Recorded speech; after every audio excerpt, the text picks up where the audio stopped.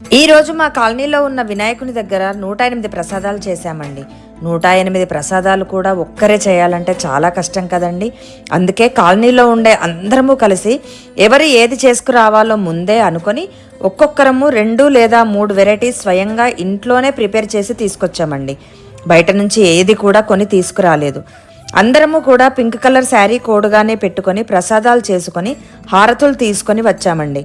మా కాలనీ పేరు ఆల్రెడీ చెప్పాం కదా, Venkateshwar Nagar colony, Moula-Ali housing board.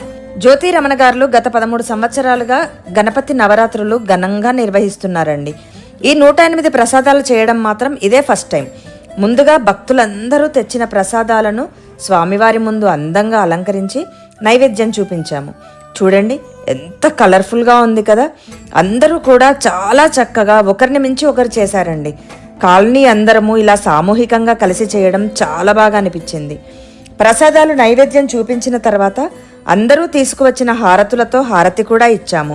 ఆ తర్వాత ఎవరు తెచ్చిన ప్రసాదాలు వాళ్ళు అందరికీ పంచిపెట్టడం జరిగింది.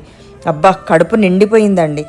అప్పుడే నవరాత్రులు అయిపోతున్నాయా అని కొంచెం బాధగా కూడా అనిపించింది. మీ కాలనీలో కూడా అందరూ ఇలా సరదాగా గడుపుతారా అండి?